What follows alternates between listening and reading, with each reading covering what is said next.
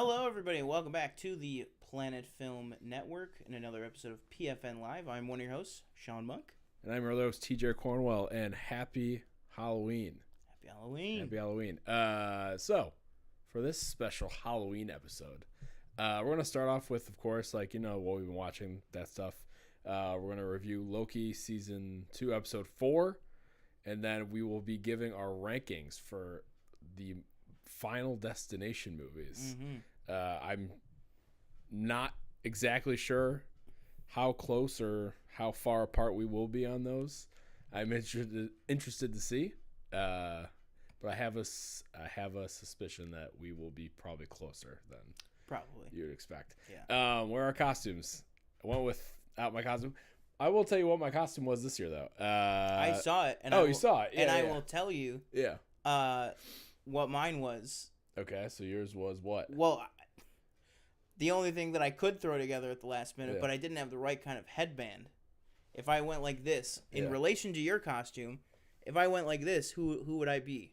You'd be Jamie. Yeah, I have my Jamie Tart jersey. Oh, okay. And so all afternoon, I was going to be like, I don't know if he's going to go as Ted Lasso or not, but I was like, I was going to try and throw that together, but I didn't have the right kind of sweatband or even headband to do that. Because I'm like, you gotta have the headband to be Jamie Tart, like especially if you're gonna have the jersey. But yeah. So Spirit Halloween kind of lacking, I would say, couple costume. Really? A lot of choices. I'd say choices wise. Oh, lacking couples costumes. Yeah. Okay. So we decided to do Ted Lasso. So I was Ted Lasso, and then we found like one of those like generic like player costumes for Danielle. Yeah. Fun fact, it does come with a fake mustache, but I just went with the real mustache. There you go, boom. And then I shaved it off right after. So that's why I have no beard anymore. But yeah, so how was your Halloween good then? Did you work? I didn't do anything. Okay, I worked all day. I was gonna put out candy, but it's like I don't really care. I kind of meant your weekend, not your. I'm sorry, I meant your past weekend, not tonight. It was all right. Yeah. But yeah, my past weekend. Right. Yeah, I've been working a lot, or what feels like a lot, and then just honestly watching a lot of stuff still, and playing Spider-Man. That's pretty much been it, to be honest. But yeah, let's dive over in. And I know we say this all the time. Actually, we haven't really been saying it. Since we've been back in studio. It's been kind of relaxed. This will be a quicker show. I do have to work very early in the morning. But that being said, let's get right down to all this good stuff that you guys like to hear about. When was our last show? Oh, today's the 31st, so... Right. Okay, so the last movie I watched was Ambulance. I talked about that last week. Okay, so then after that, again, these are a couple more from the library. I rewatched Knock at the Cabin. Starting to hit up some of the ones from earlier in the year, just to, little preview for you guys out there. Obviously, we will be doing our traditional end of the year shows. Kind of revisiting some of the ones to be like, was it really that good, or was it just early in the year or whatever? Knock at the Cabin on the second watch was very good. I still really, really liked it. Then I rewatched Venom. Don't know why. Oh, because I was playing Spider-Man 2. Yep. And I was just like, I feel that, yeah. I love this guy. I started watching the when Disney Plus first came out. I was watching Spider-Man animated series, and I stopped, and then I started watching it again because of the game. Yeah, it's just Spider-Man. It's Spider-Man right now. That's it. Speaking of, next up, Spider-Man Across the Spider-Verse on beautiful Blu-ray was fantastic. Really, really happy with that. Okay, also rewatched The Northman. Very good. I with the phone and the being at home and stuff, I feel like I lost a little bit of being absolutely 100% locked in. Still a really, really good movie. I don't know why my brain was like, yeah, that one. And then I realized that came out in March of 2022. Yeah. That was a year and a half ago. Not that I thought it was 2023, but I just kind of saw it and was like, oh yeah, that was this year, right? No. And then the two that I'll circle back to that I watched, I finally watched The Searchers, the 1956 John Ford classic, I might say. Really, have you seen that? No. Okay. Really, I would say painfully tough movie to get through. Very uncomfortable movie. Big, like Killers of the Flower Moon, great Killers of the Flower Moon companion, I would say. Mm-hmm.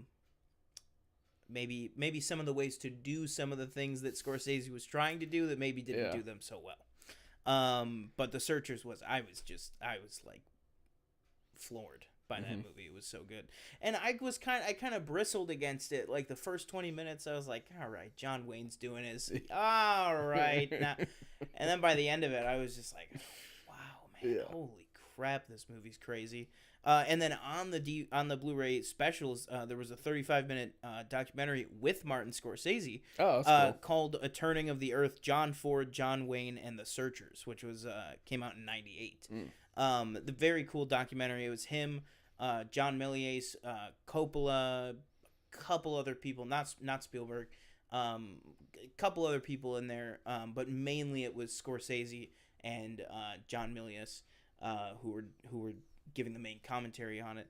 And then yesterday, I sat down and I watched one of Akira Kurosawa's most popular colored movies, which is Ran. Did you ever see that? I haven't. It's on the list. Oh, man, that movie was so good.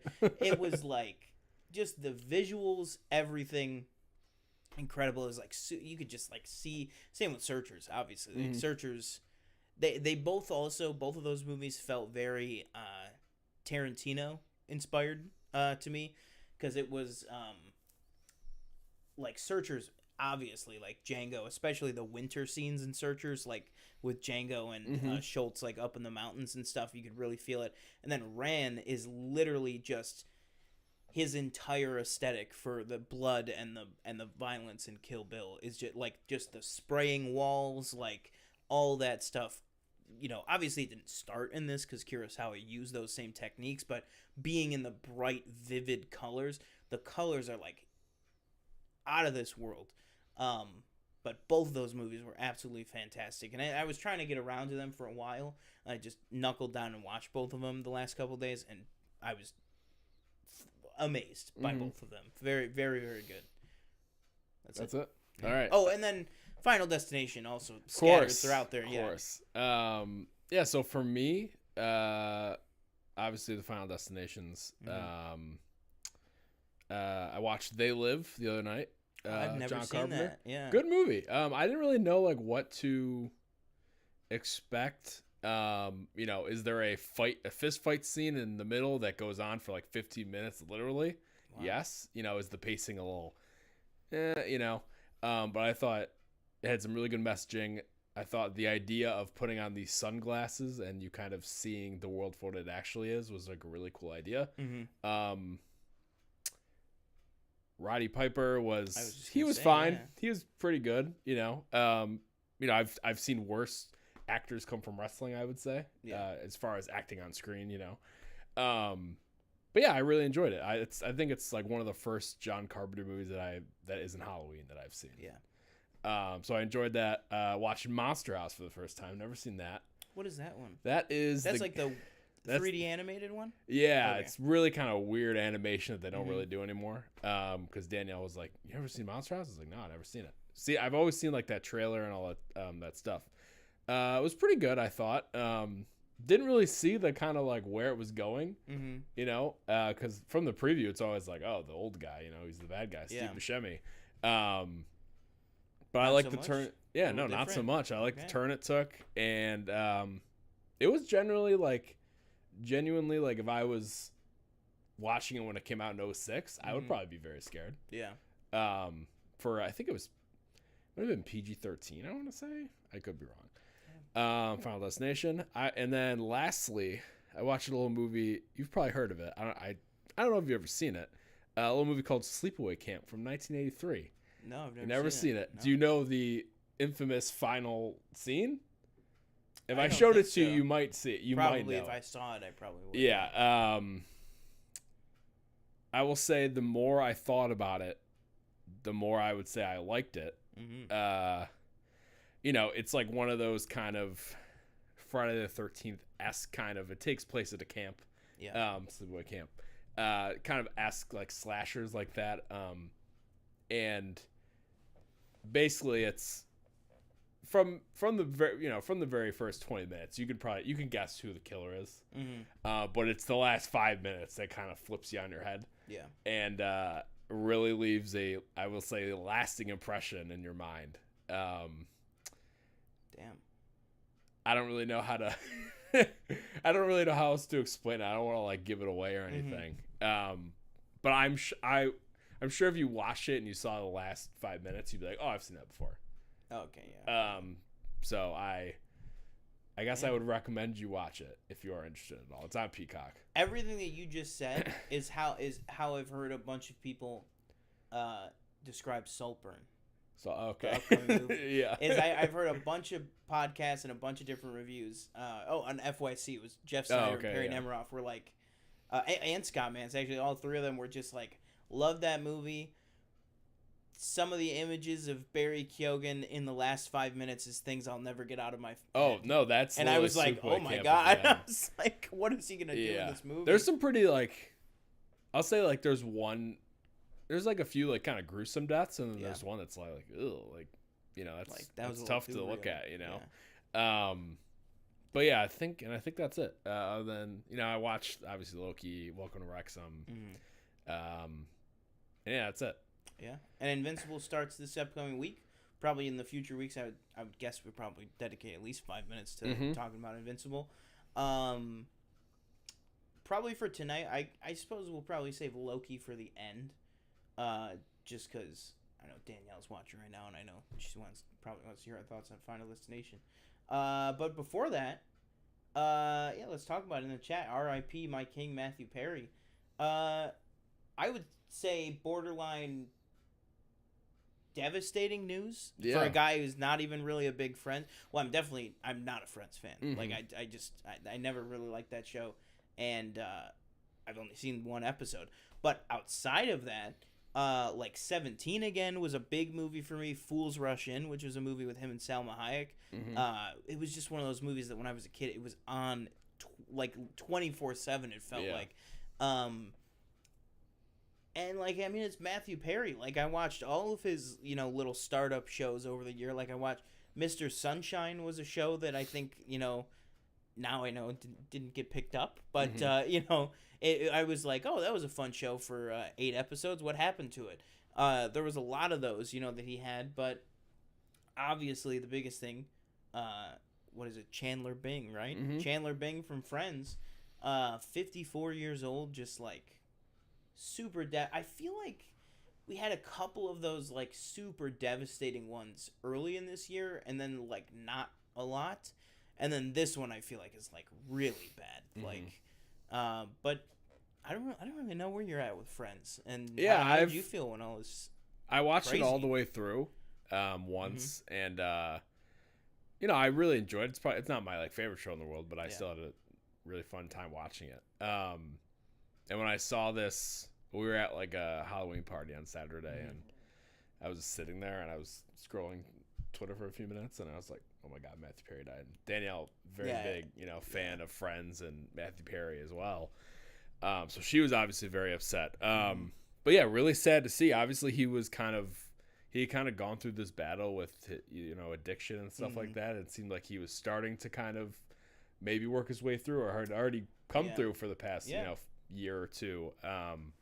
But yeah, really, really sad news to see. I didn't see the like joint statement that the cast made. Yeah. It came like kind of late.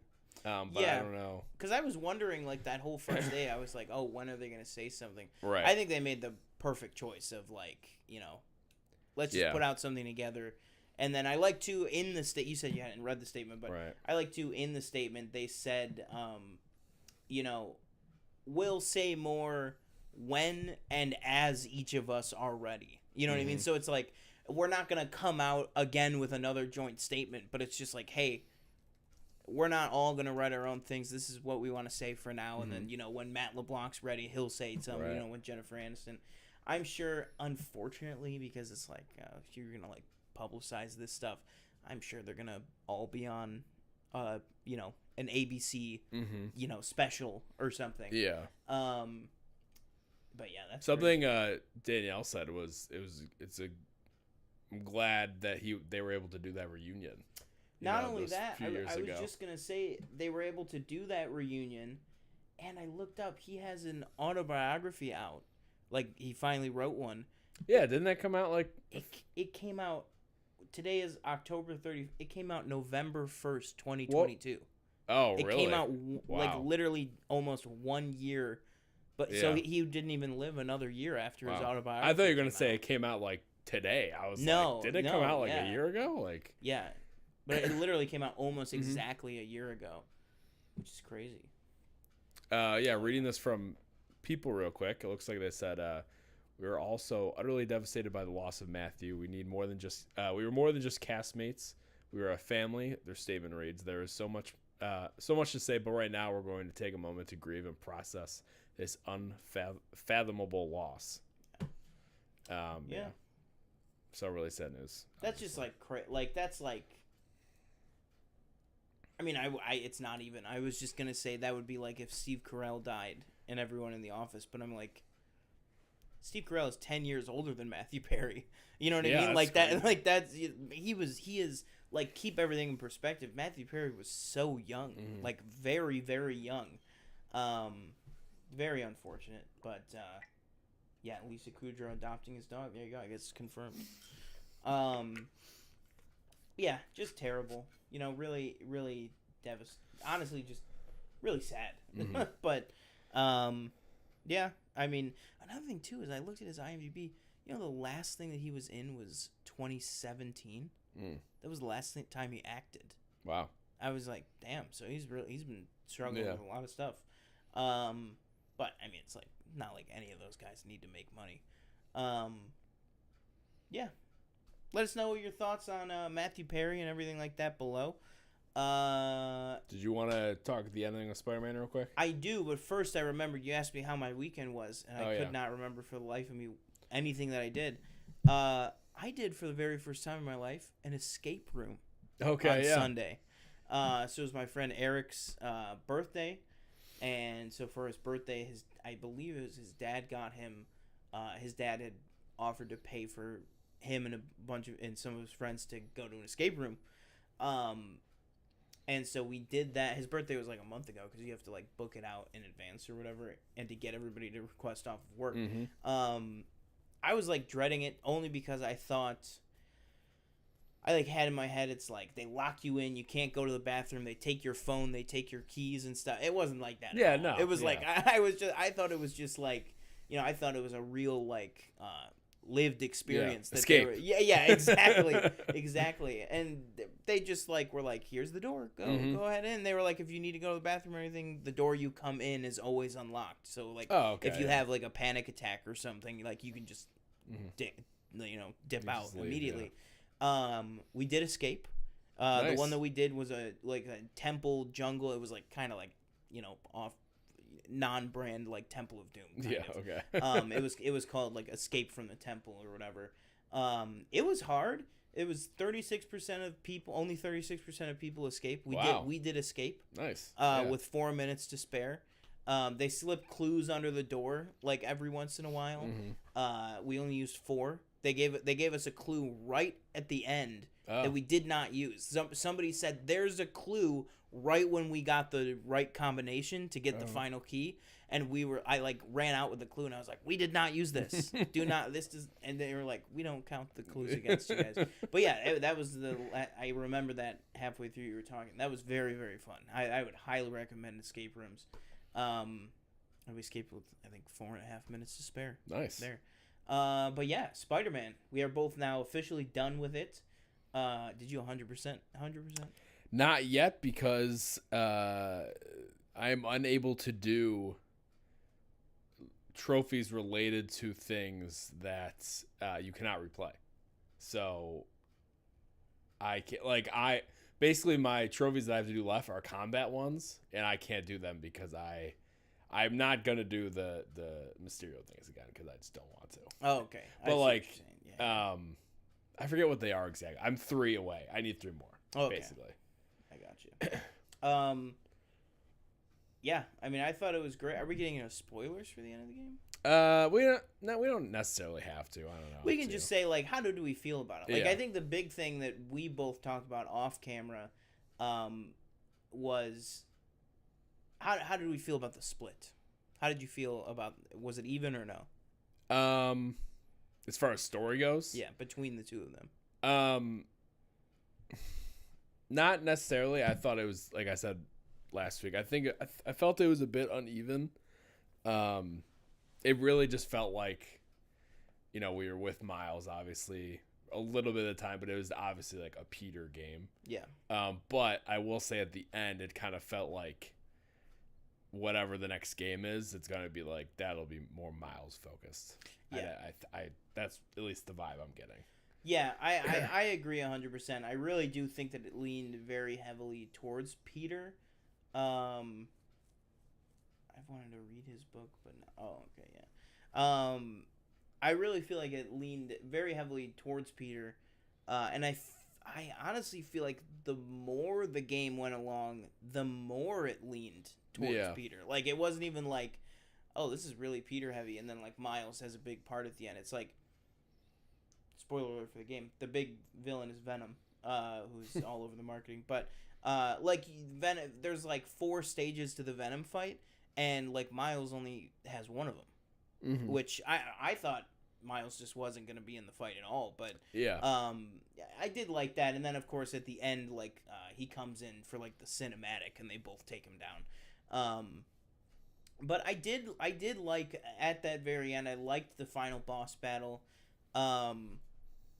Do you think it's better than the first game? Yeah, I think there's some pros and cons just because I think they took away things in the first game that you liked, that at least I liked. They took away in the second game, but then they also improved on things in the from the first game. So I think it's kind of, I don't know. I guess I would say, I would say the second. I like the second one the most. But I think they're fairly close. Yeah, I think too. I think you're comparing like 3 really good games. Yeah.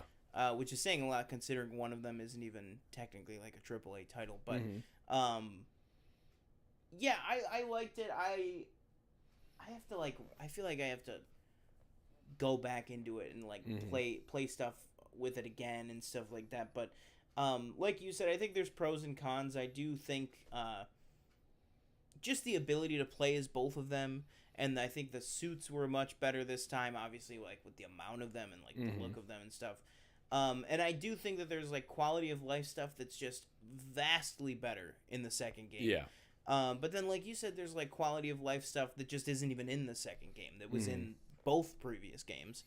So I do think it's just like, I got to really sit with it. I think it's unfair to be like, compare every single thing on the checklist when, we've been playing the first game for 5 years and this one just came out.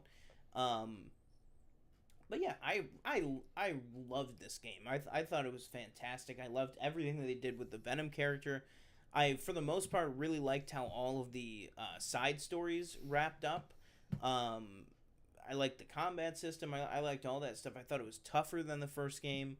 But yeah, but it is definitely not like oh my god, Spider-Man 2 is like better than both of the previous games combined. Like I'm not at like that level. But that being said, like those are 3 of my favorite games like of all time.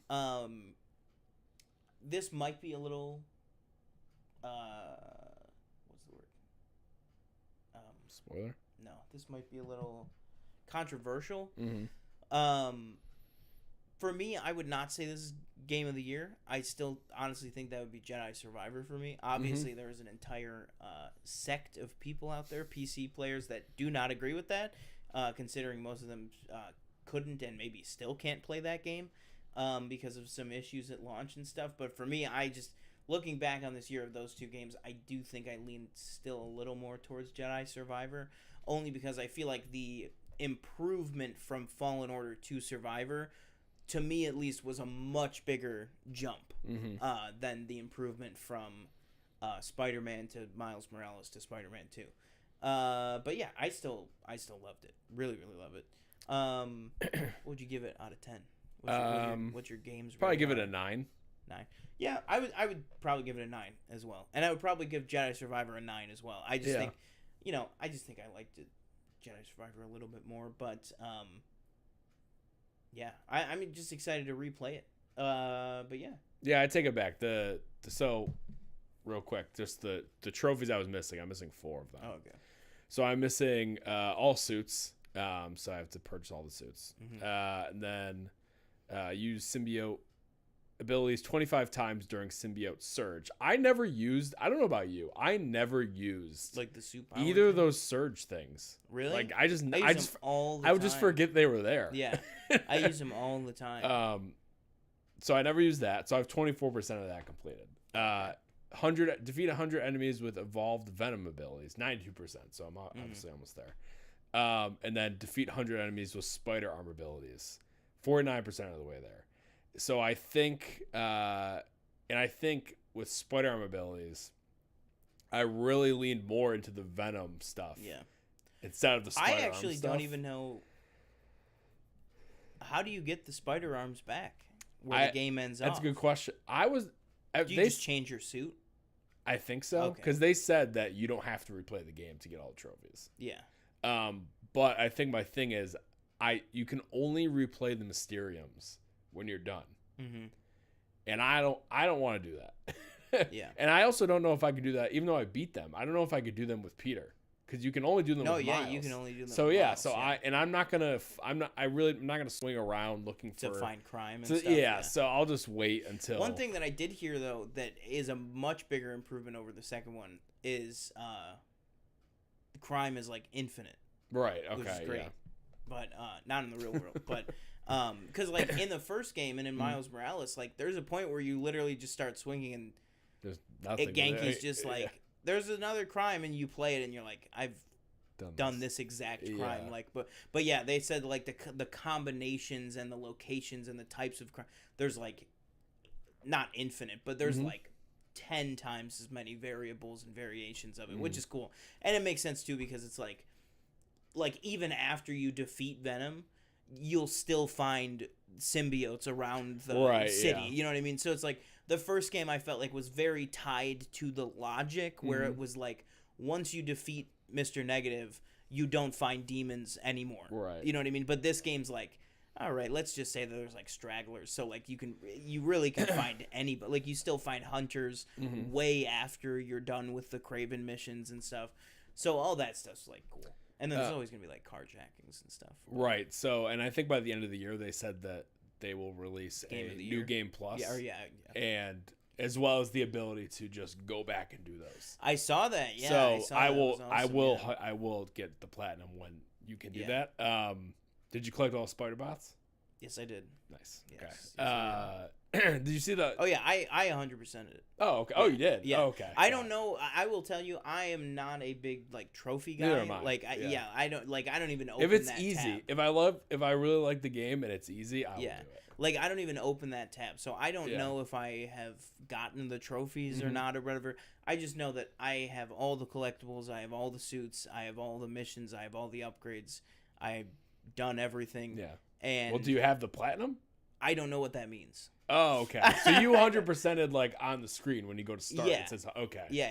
Platinum is just like the Platinum trophy when you collect all the trophies. There's Platinum trophy. Like I just don't. Okay. I don't know. So maybe. But I'm like, I mean, I've done a lot of fighting in that game, and like I said, all the like stuff to do is done. So I don't really know what else. Okay. So I can almost probably guarantee that if you wanted to platinum it, you probably don't have it because like there's one where it's like fly from this point to this point without swinging. Just use your web wings. Yeah. So you like, there's probably a really good chance you haven't done that. So I'm gonna guess. It's like there's like very specific trophies. Yeah. Right. Yeah. Probably some like if there's one that's like high five somebody while wearing the bodega cat suit. Right, like I probably haven't done that. Right. But yeah, maybe I'll. And the last thing real quick on that. So what do you think about these potential villains for the next one? I think it's great. I saw somebody say that they hope that Carnage is a DLC, and I'm like, a DLC? Yeah, I was like, I hope What? that Carnage is like. I think I was talking to you that I was like, I think a great tee up is, that every one of these Spider-Man games kind of has a first half villain and then a second half. I was like, have the first half villain of the next game be Carnage. Yeah, that way you get a really good amount, but it doesn't feel like 2 games in a row where the big villain is a symbiote. You know what I mean? It's like, kind of make it feel like you're wrapping up, like all the symbiotes are gone once you beat Carnage. I think again though, like with the next game, assuming you're gonna play as both of them again, I think you do need to, because right now, like Carnage and Doc Ock and Green Goblin, they're all Peter villains. I have no connection with Miles to them. So what is Miles' thing gonna? You know what I mean? Yeah. Like, obviously, Mr. Negative's out of the picture now. Mm-hmm. So I will say, though, at least they did, at least with Norman, and again, slight spoilers here, but Norman Osborn, it might be a bad guy. At least every time he was talking about, like, getting revenge, he kept saying, the Spider-Men. So it was like, true. You know what I mean? That So at least they did kind of lean that in. And then maybe if it's, do you think maybe they not go spoiling anything, but father son, like with what? Like father son Goblin? I think that would be cool if they did both of them. I do think that would be cool. Because I don't think we've ever seen that. It's usually always Harry. If Harry becomes the Goblin, it's after Norman's death. So I don't think we've ever seen both of them at the same time. That would be awesome. Is fighting 2 goblins at once. And then maybe Norman can be the Miles threat, and then maybe Harry is the Peter threat. Yeah, that could work. That would be really cool.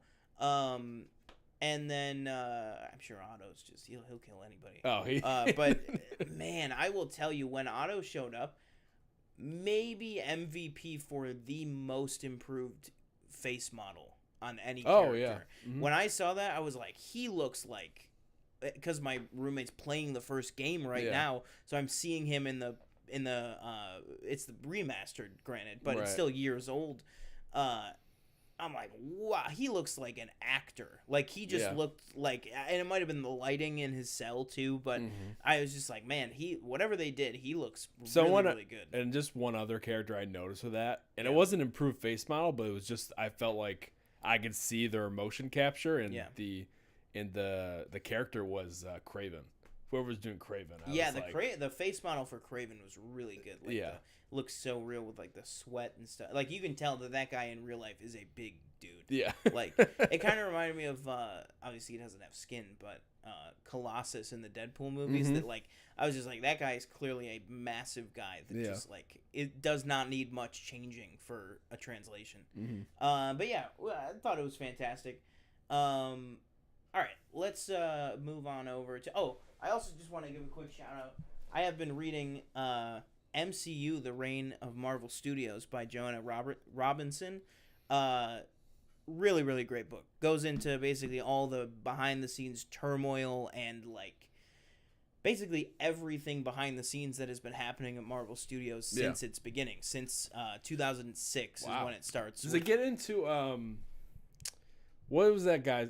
Ike Perlmutter? It gets into Ike Perlmutter, Inhumans, TV show, IMAX release, Anson Mount coming back again into I almost said coming back into Daredevil Born Again. That's not what he was in. Coming back to Multiverse of Madness.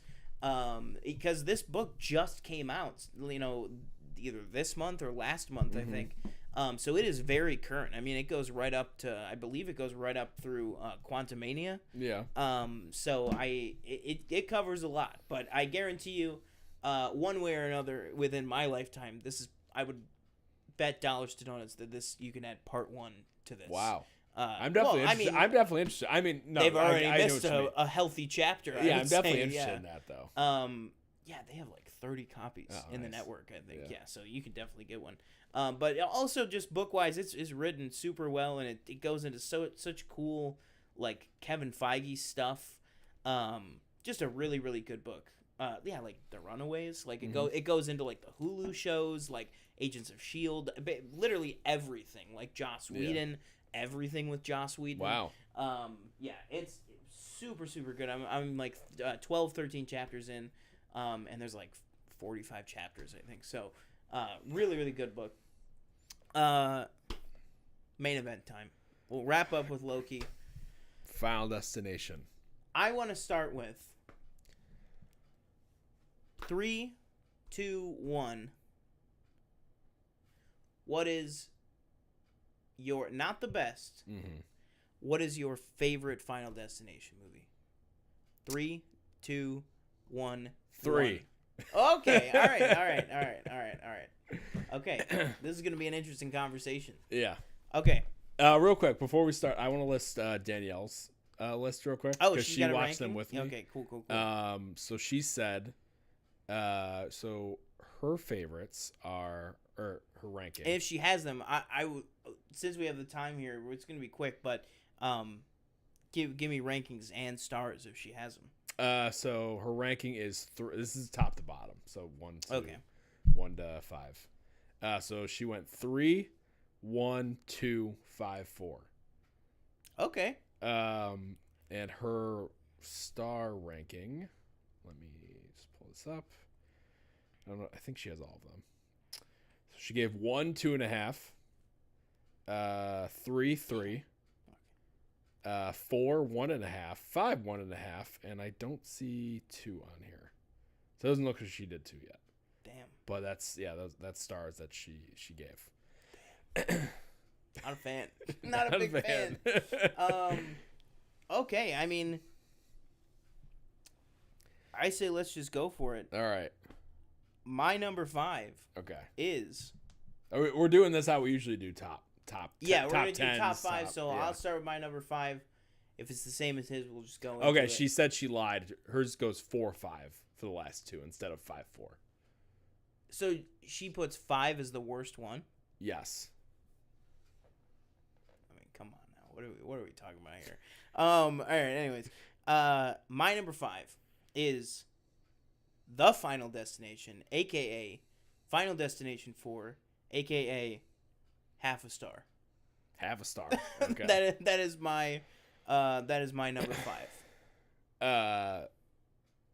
Wait. So how are we doing? Sorry. How are we doing this? So again? what is your number 5? So my number 5 is. Let me double check. Sorry. Since there's only 5, I figure we'll skip punting. So. My number 5 is Final Destination 5. I think that might qualify for a punt. I think that might be such a big. All right, I think we'll punt the discussion on Final Destination 5. I think. So since we punted on yours, let's go with you. What's your 4? My 4 is Final Destination 4. Final Destination. Okay. All right. So what did you think about Final Destination 4? Final Destination 4. I just watched this movie 2 days ago, and I'm like, which one was this? Right. No, I watched it. I watched it last night, and I'm struggling. Oh, right. What's his name from Legends of Tomorrow, and then Becca from The Boys. So the race car. You can always remember which movie it is by the event. Right. The racetrack. Not great. Actually, maybe a little worse than not great. I'll say just not, but maybe bad. I'll say bad. The shortest, which that is a plus. I will give it that. It was the shortest, but still felt like it was maybe 2 hours long. Don't know how that's possible. Not a fan of the whole kind of, racing kind of, I don't know, the whole kind of going to the NASCAR race or whatever they were at. Didn't really work for me. I'm trying to remember the deaths off the top of my head. You got Legends of Tomorrow guy in the pool. Oh, the pool. That was such... Oh, my God. Yeah. That was like... See, again, I know it's a movie. Some of them not going to... But, like, the pool was like... What are we doing? Like, that's just not... That's not... They have to be, in some way, shape, or form, realistic. That's not realistic. There's no, like, again, I'm not a pool technician. I don't think there's a big lever. I don't think that says drain pool. Well, I don't think there's a big lever that says drain pool.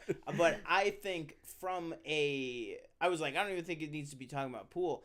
I think in a universal aspect, I don't think that there is anything in relation to water, unless you're talking about a NASA style, like, vacuum. I don't think there's any amount of suction in the world, of water suction in the world, that is capable of taking someone's spine out of their body. I don't think that is remotely possible. If I could just jump in real quick here. Yeah. Out of all 5 of these movies, this is the only one that I hate. Okay. This one is so terribly bad.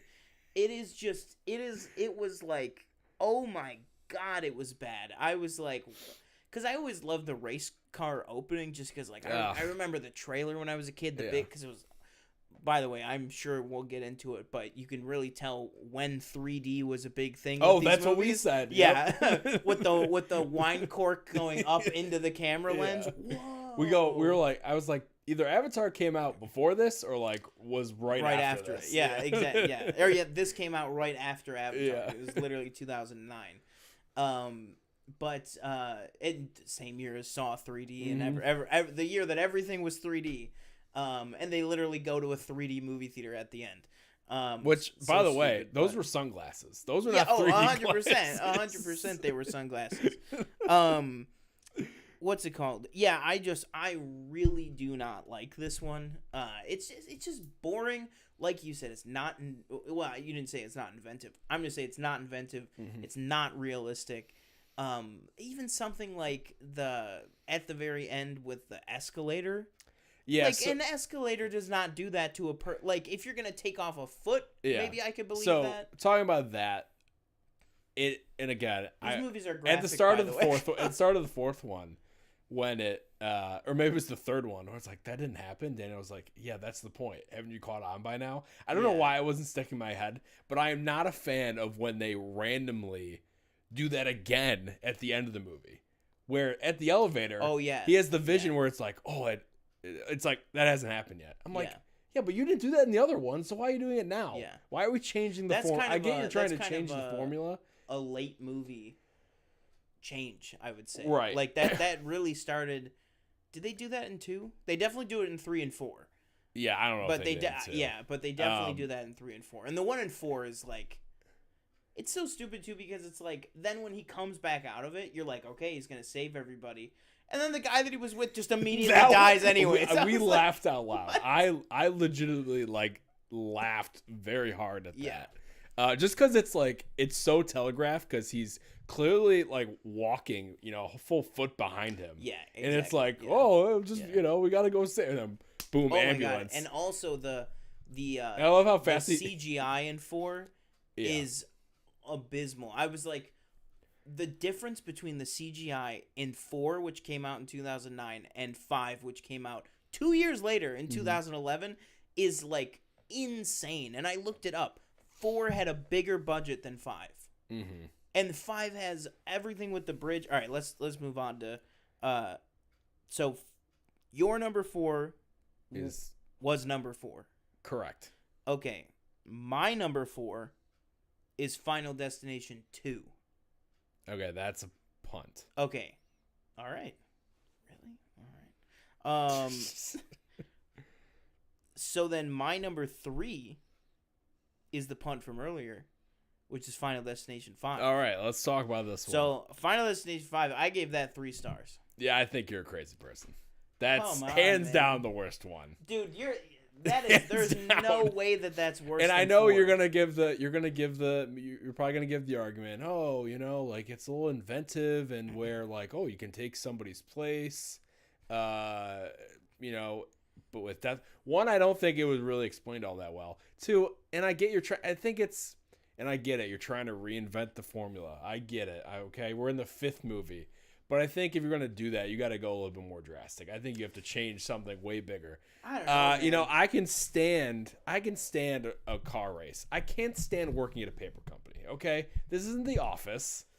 Although Todd Packard is in the movie. Character, yeah. This is Final Destination, so I was not a fan of that. I'm not a fan of this retreat we're going on across this bridge, and the bridge collapses. And I feel like as the movies went on too, they got less creative in the order the type of way they explain the order. Oh yeah, 100%. Whereas the first one, it was like, oh, it's the charge on the plane and went like this and this, and it's how you were seated. Oh, the like first one is like they're talking about blueprints and schematics exactly. and stuff. This one, it's like this, and I think like probably 3, 4, 5, maybe 4 more 4, 5, where it's like, well, no, it's just 4 like and 5 is this is the way I saw it. Yeah, and 4 like, and 5 well, is that's not interesting. Yeah. 2, even like a whole thing with 2, and we'll get to 2, or we just wait. Did we talk about 2 already? No, we didn't talk about 2. 2 at least, like it's like she thinks it's like a whole thing with the order where like she thinks it's this order, but it's going backwards instead. So at least that was like interesting. But I gotta rebut here on 5. Okay. 4 to me is just the most like AI generated, like throw everything in the meat grinder and then make the movie that comes out the other end. I will fight back on 5. I think goes okay. 4, we were resting on our laurels. We were in our safe space. 5, I think goes, we gotta go bigger. We gotta go better with some of this stuff. I think the bridge is way better. Wow. Than 4, which I have already forgotten in the last 5 minutes what the thing was in 4, the racetrack. I think that the bridge is way better than the racetrack.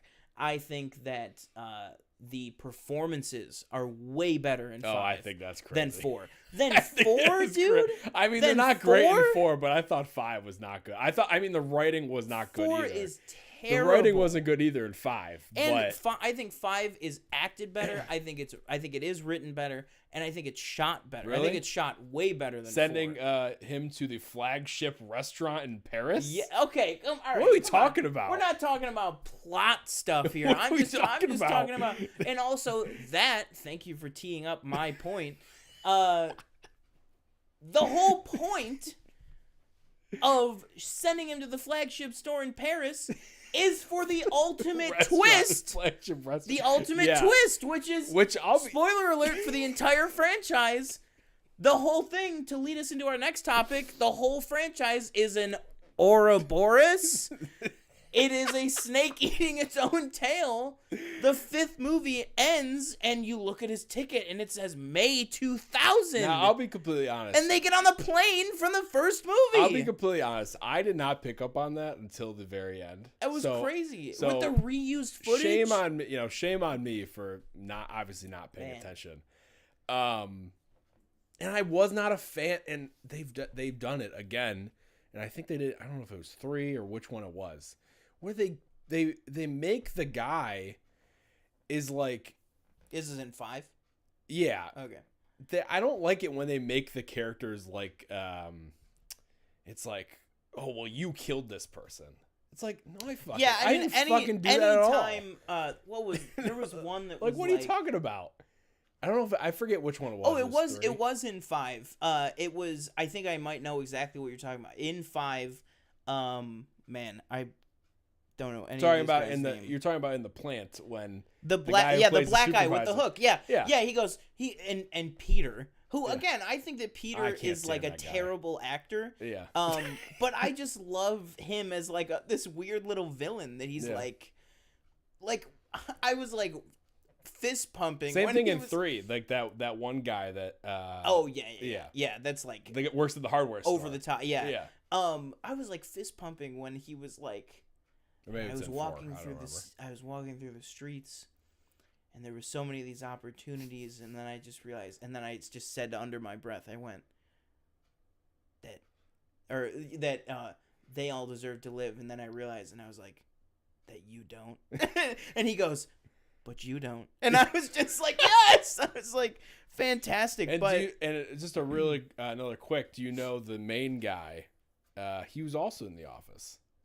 He was Hunter in The Office. In 5? Yes. This is Hunter? Assistant. Yes. He took me by the hand? Yes. Oh my gosh.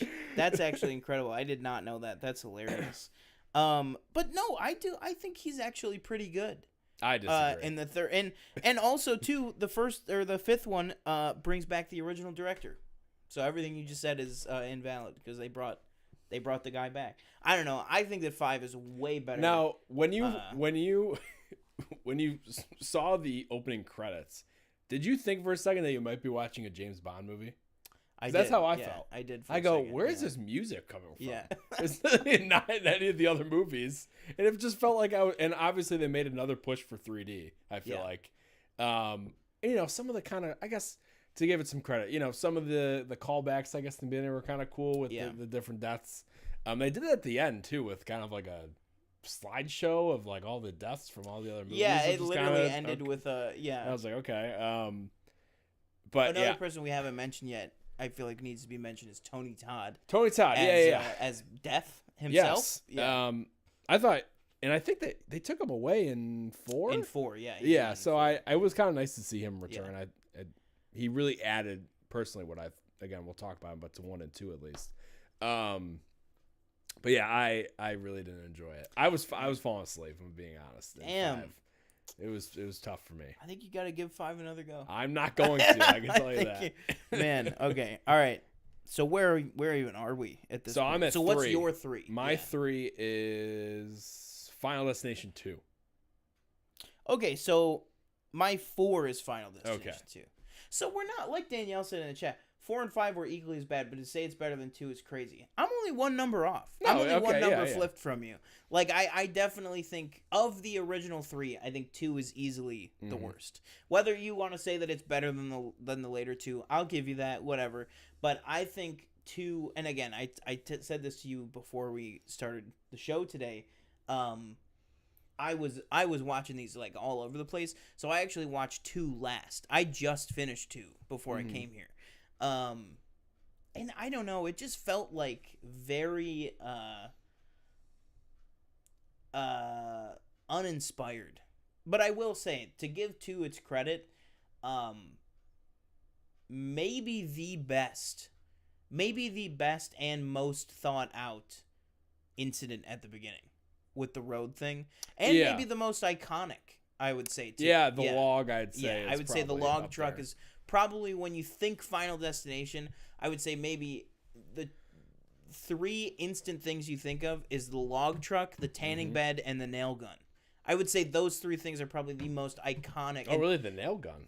I would say so, because the nail gun's in like a couple of different movies too, and obviously the biggest thing is in 3. But like I would say whenever I think about it, those are the 3 things I think of is easily the tanning bed and the log whatever. Something that I think 2 deserves a little bit of credit for, and of course starring AJ Cook, obviously Criminal Minds fame.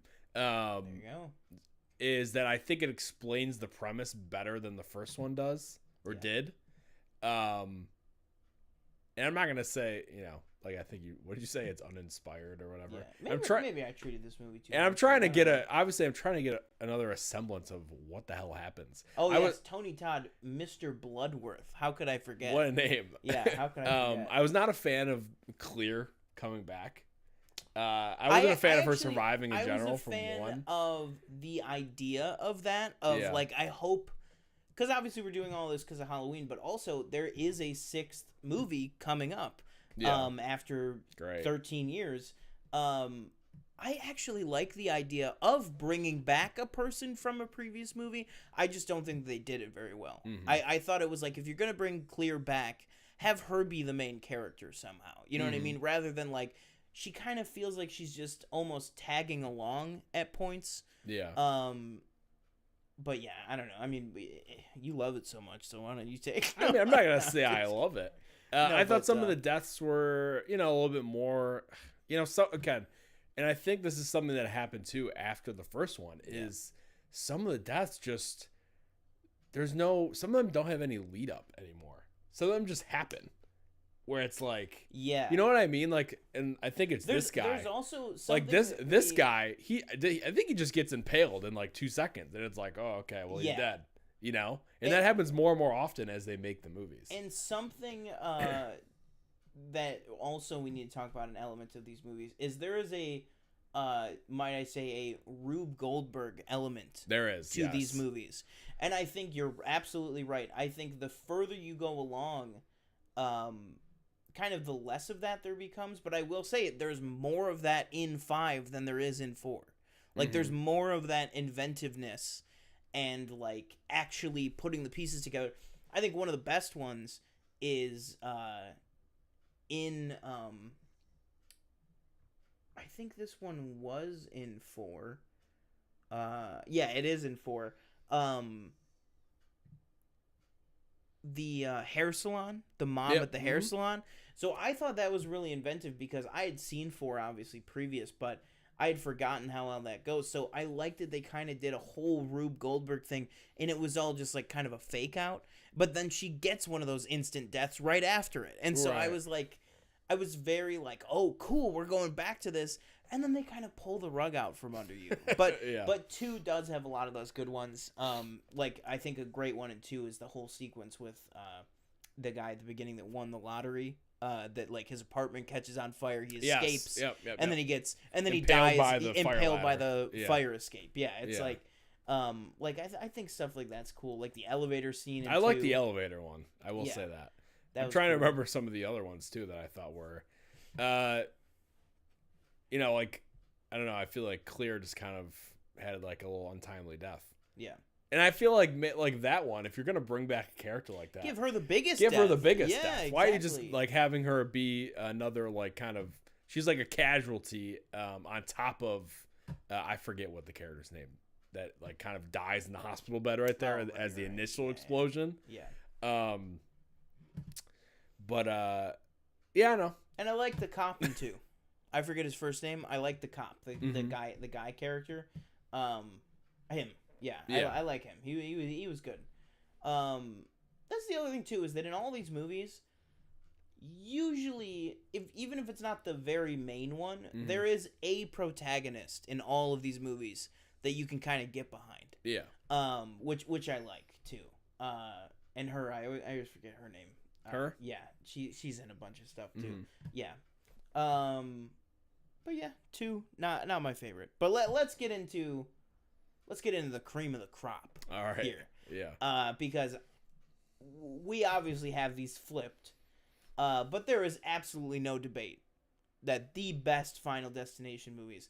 And I will say, if I can,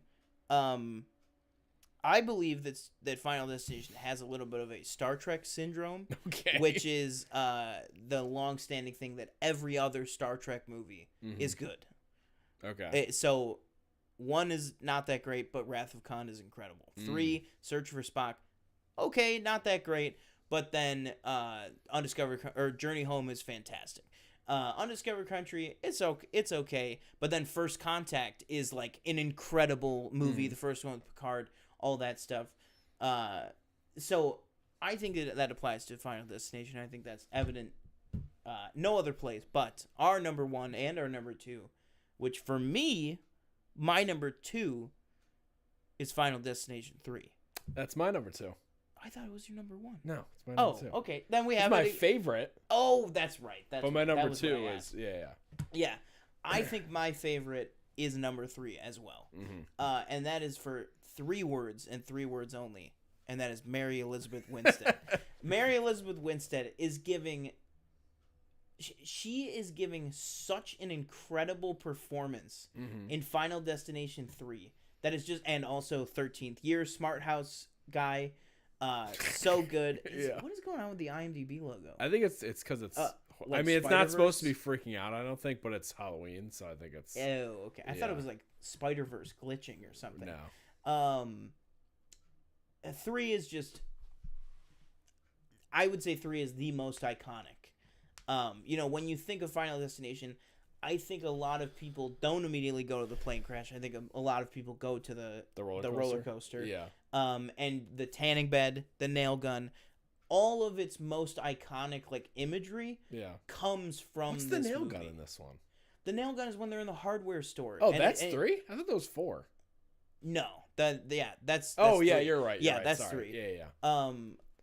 4 also does have a nail gun because when he's in the movie theater construction site. He does, yes. Yeah, so which, by the way, that nail gun, not a real nail gun. Did you see how blocky that thing was? Not a real nail gun, and also, just obviously as what we do for a job. One last thing I'll say for number 5, Agent Block. That was the best they could come up with for Courtney B. Vance. Agent Block. I thought that Courtney B. Vance was incredible in that movie. Okay, all right. Agent Block. Agent Block. Sorry, back to 3. He said, I think we should have code names for each other. And he goes, oh my god. Hangs up on it. That was fantastic. Those two were great in that movie. But yeah, man, this movie is so good.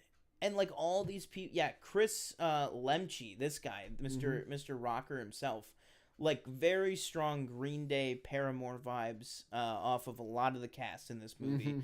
But again, just Mary Elizabeth Winstead and Smart House Boy that I can never remember his name. I hover over a picture of him so I can get his name. It's like Ryan Merriman. Okay, yeah, he's great. I mean, he's always been a good like young actor, and then he was really good in this movie too. But just so good. I mean, again, the order thing with the different cars of the roller coaster. Oh, speaking, let's jumping back real quick. That roller coaster, the Coney Island mission in Spider-Man. I thought those people were gonna die. Oh, like yeah. when that was like maybe the most intense mission of the game when he's literally like trying to pull up all the different cars. Sorry, I completely forgot about that mission until I just thought about this. But yeah, I'm with you on this. I think the fair and it's I love that days. whole vibe. Yeah. That vibe works for me the best out of all these movies. And 3 is having fun with it. Yeah, like for sure. I think like you said, some of the deaths are a little bit more memorable as far as obviously the roller coaster, obviously the tanning bed, and the nail gun, and even Harrison Dula herself. Yeah, well, that's when she dies on like the subway, right? They die on the train. Yeah, right there, the second image. Right there, yeah. And maybe even some could argue the fireworks / like is it the horse like thing that when the horse is pulling her sister? Yeah. And doesn't she, what does she get? I forget what like kills her. Does something like crush her? I don't remember. Man, a lot of these just blurred. They really do. A lot of them blur together. So 5 movies, you're talking about at least 60 kills, I would say, because there's like 5 to 6 main characters in each movie, but there's at least 10 of like the group in each movie, and there's usually more than 10. But yeah. But like, this is again another example of like this guy like you're talking about. Yeah. Mr. Nailgun. Mr. Nailgun, as we'll call him. Like he's mad. He's like, you killed my girlfriend. Yeah. It's like, no, it's I like, fucking didn't. No, I fucking didn't. Yeah. It's like, get through your head. I did not. That's what I mean. Like Peter in the 5th one it's just like, he's telling him about a vision that he had, and he goes, "Well, I saved my girlfriend, and she got to safety." And he goes, "So her life matters, and my girlfriend's didn't?" It's like, I'm talking about an event that happened in my mind that never even happened. But yeah, I'm with you 100%. I think 3's probably a lot. It's probably a lot of people's favorite, I have to imagine. Yeah. But it's not the best. Yeah, I don't think it is the best. I think number 1, has got to be number 1.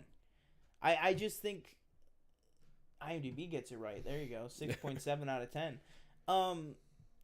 I mean, this is just like the thing that cracked it. You know what I mean? This is like the thing that launched it. I just think it's so like iconic.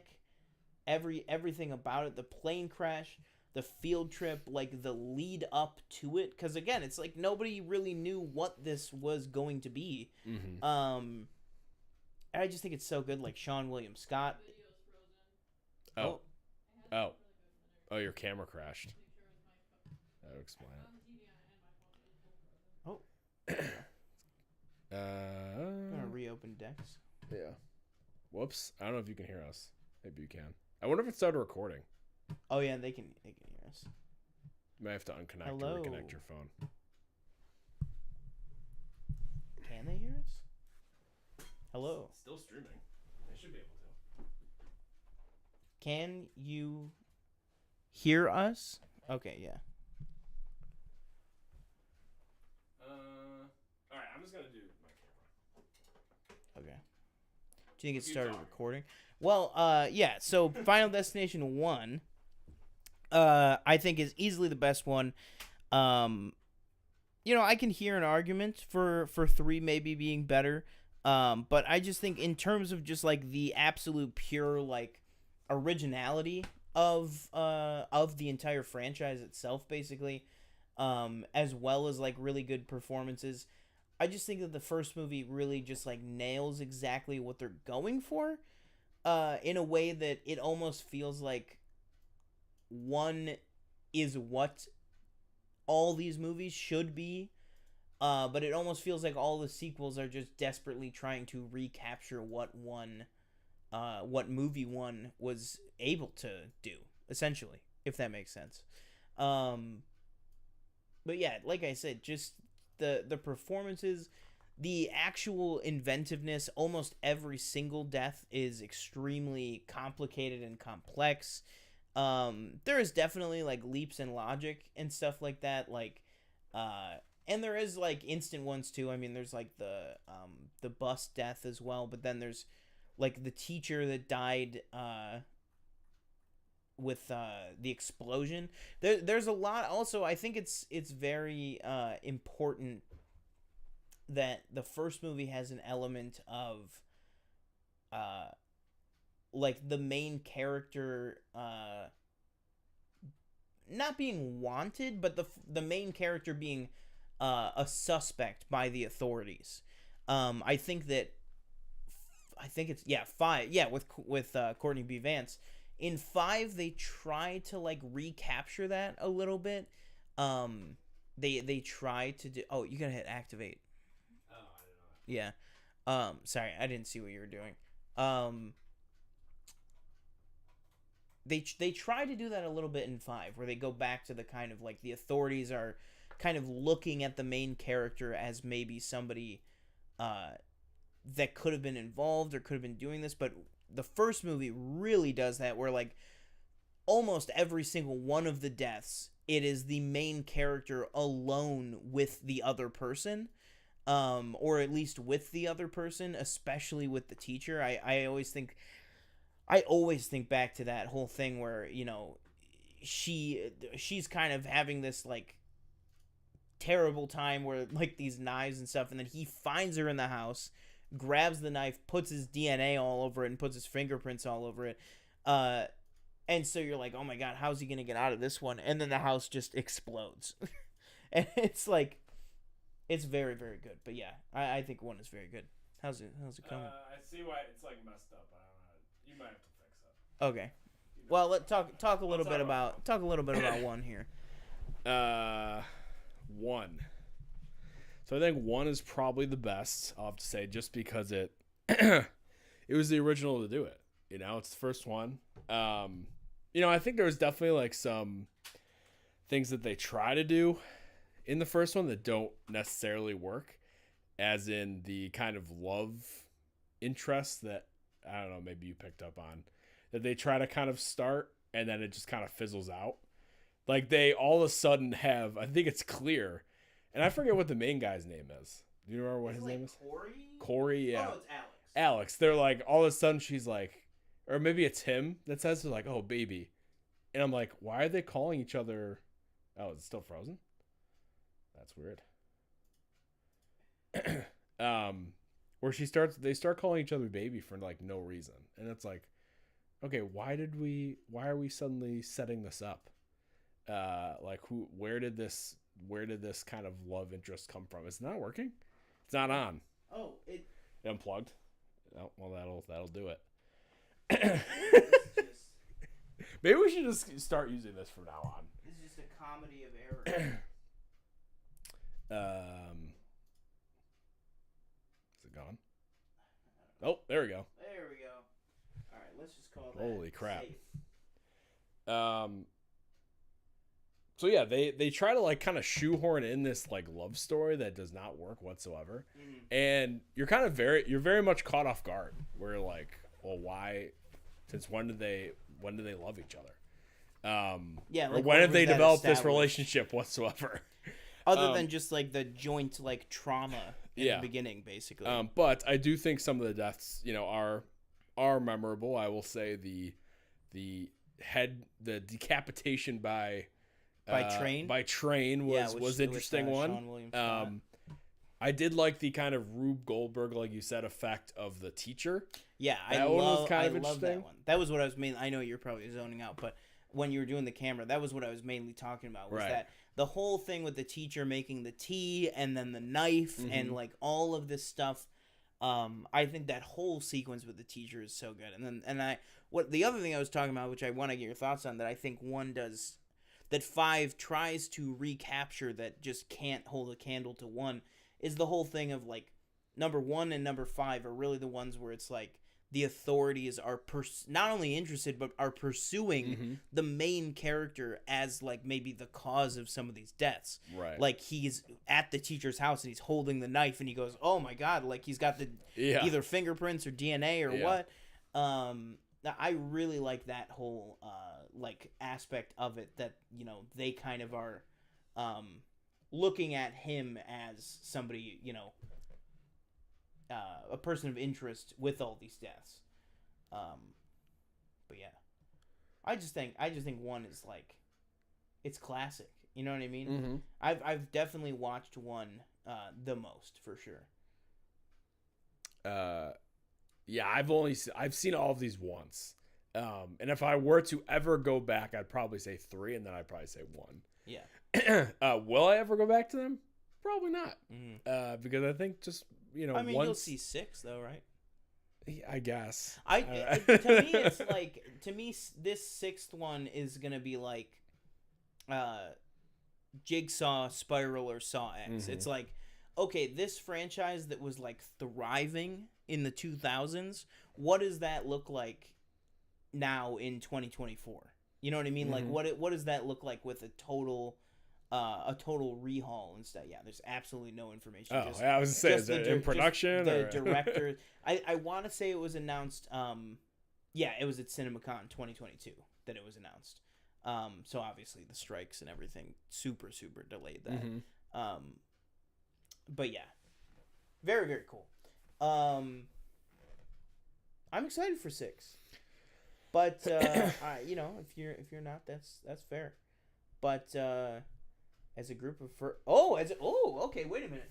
As a group of, we know the concept. That's actually huge. I didn't know that. As a group of first responders escape death's grasp, they start to get killed by increasingly unlikely and killer mishaps. That, to me, in a 1-sentence pitch, that sounds like they've nailed the core of it. You know what I mean? Because I think there's been enough time now that you can look back and go, okay, realistically, guys, what worked, what did not work?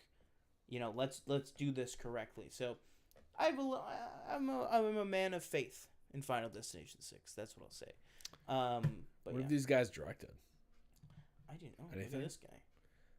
Freaks. Kim Possible. Live action now, Kim Possible. 3.7 now. Anything like Fraggle Rock? Back to the Rock? I don't know. It's not looking good. Leprechaun Origins. Oh, there you go. Yeah, so nothing. What about the other guy? Because it's a directing pair. I was kind of assuming it was just like the same, but I could be wrong. Pre-production doesn't really give us much info. Okay, they directed. Same thing. Oh, okay. Okay. So they are like a duo. Yeah. Gotcha. Okay, seems that cool. way. We'll see. Yeah, so let's just go down our rankings, I guess, one more time, and then we'll go to Loki. Yeah, quick. For me, my number 5 is number 4. My number 4 is Final Destination 2. Number 3, Final Destination 5. Number 2, Final Destination 3. And number 1, Final Destination 1. My 5 is 5. My 4 is 4. My 3 is 2. My 2 is 3. And my 1 is 1. Man, so they really, for you, they almost entirely decrease. They kept going. Man. I wonder how much of that had to do with the fact that I did watch them out of order. So I feel like maybe that was like a little, I don't know, but well, what I was gonna say is if you had never seen them and you're like, oh, I'm gonna watch them out of order anyway, you get to 5, you'd be like, what the hell was that? Yeah, because it just goes like, but also it goes because they throw the Final Destination in there instead of just calling it Final Destination 4. Yeah. So it's like it's just one of those weird naming convention things where it's like, I guess every couple movies they got to reset all the contracts. So they're like, well, technically this one is the first in this version of the franchise. But to piggyback off what you were saying, will I go back to these movies? Absolutely. I will watch these movies. Probably not all of them. I really don't see myself going back to honestly, probably same thing. I really don't see myself going back to 4, 5, or 2. But 1 and 3, I would definitely go back to for sure. But it comes after 3, right? What's that? What comes after 3? What comes after 3? What comes after 3? 4. Episode 4 of season 2 of Loki. Cut. I already started recording. Never mind. Yeah. All right. So yeah, let's talk about it. The heart of the TVA. We got to wrap this show up. We already went longer than I wanted to, but it's fine. I think this is the best episode of Loki there has been so far. Season 1 or 2, in my opinion. Maybe Lamentus is probably up there. Glorious Purpose, pretty good. I just think, again, also, unsung hero. I know I've said this a lot lately, but I'm really not one of these guys that beats the drum of runtime. But very quietly, all 4 of these episodes this season have been 50 minutes. Like 50 actual minutes. Mm-hmm. And this is another one that is 50 minutes, and you feel every single moment is a felt moment of runtime.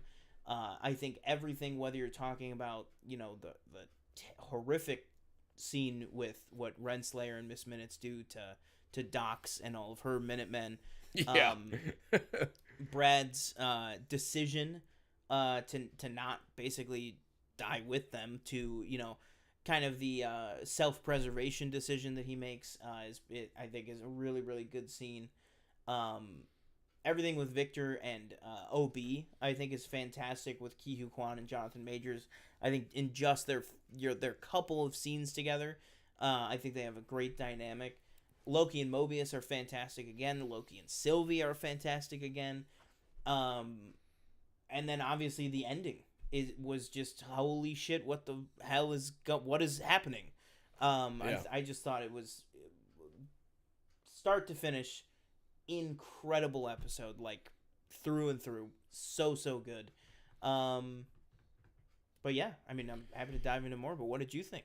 Yeah, I'm pretty much with you. I don't know if it's, again, I don't remember much of what my favorite episodes were for season 1, but this episode's definitely up there with both seasons, I'll say. Yeah, I think some of the standout moments for me were Loki and Sylvie, their conversation. The Pie Room I thought was really awesome. I thought Jonathan Majors and, like you said, Ki Hu Kwan kind of working off each other in that scene they have together, where they're kind of complimenting each other, and you kind of get the vibe where it's like, well, and you start, again, this is all like kind of turning through your head while you're watching it, where you're like, well, didn't like Victor Timely technically like, like he came up with the ideas, and then Opie like kind of implemented them, so it's like they're like kind of like this, not like the same person, but they have the same, their mind works in the same way, you know what I mean? Yeah. And to see like, OB, he's like, oh, I made this model and everything, and he's got like the sign that says like not to scale. Yeah. I thought that was really funny. And like you said, the stuff with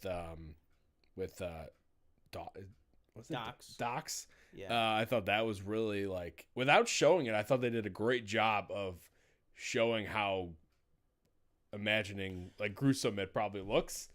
Yeah, and I think it was Hunter B-15 that walks in there.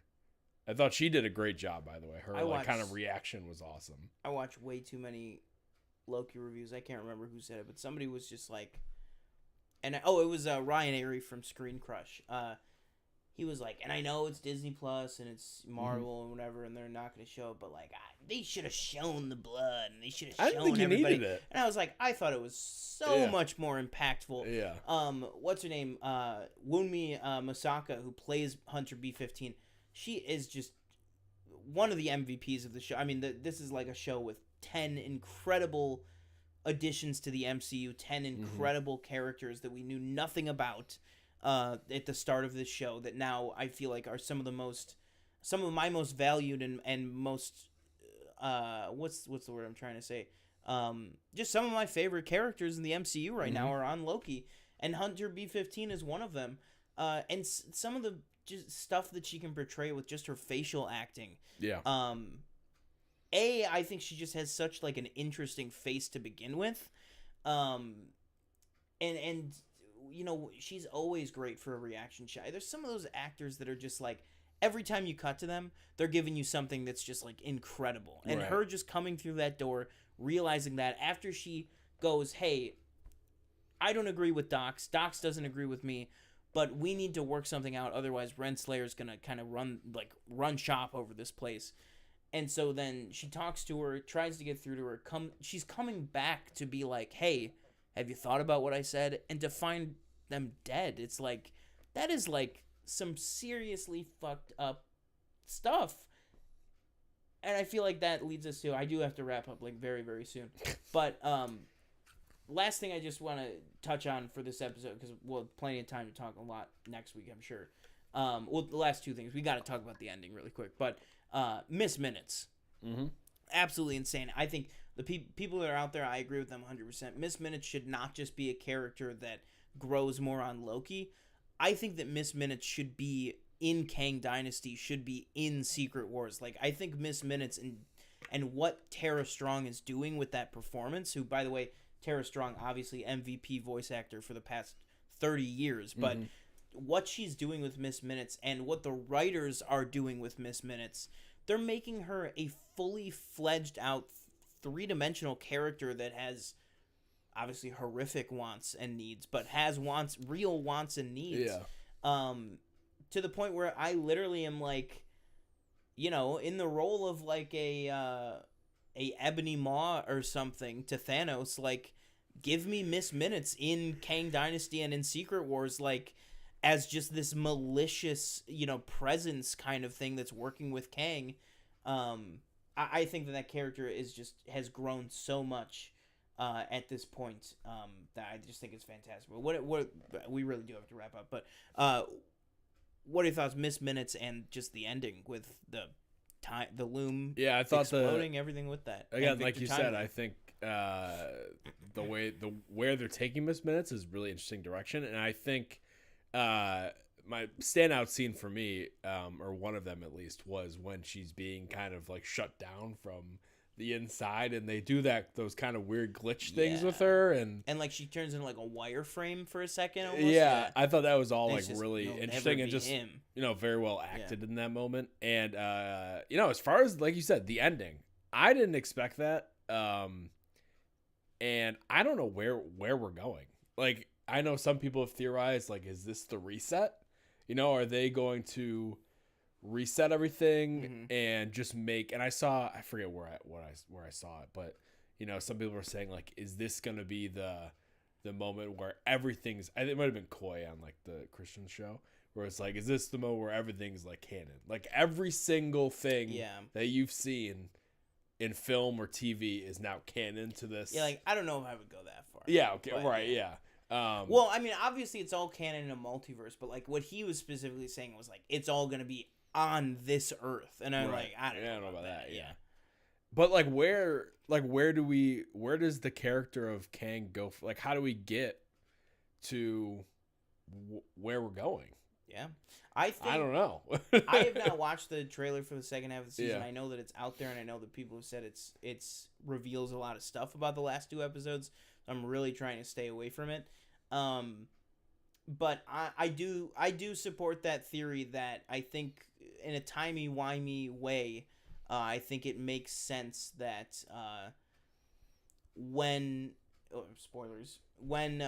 Victor explodes, I think it does make sense to say, like, well, maybe he explodes, all of those little spaghetti noodles of his go out, and maybe then when the loom explodes, maybe all those spaghetti noodles gets shot out to all the different universes, and maybe this incident right here is how Kang spread.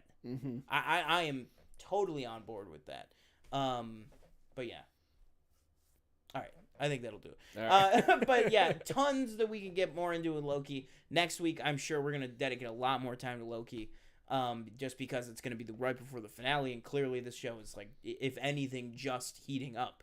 But really, really great season so far. Really love it. If you're just joining us for the Loki review, thank you guys so much for joining us. Make sure to like, comment, subscribe, and share this video. Thank you so much for watching it. And that'll do it for this Loki review. And for those of you who are joining us for our live show tonight on PFNLive, thank you guys so much for joining us. I've been one of your hosts, Sean Monk. I've been your other host, TJ Cornwall. Thank you for watching. Check out our other reviews on the channel. Follow us on social medias, Twitter, Instagram, and TikTok. And we will see you next time.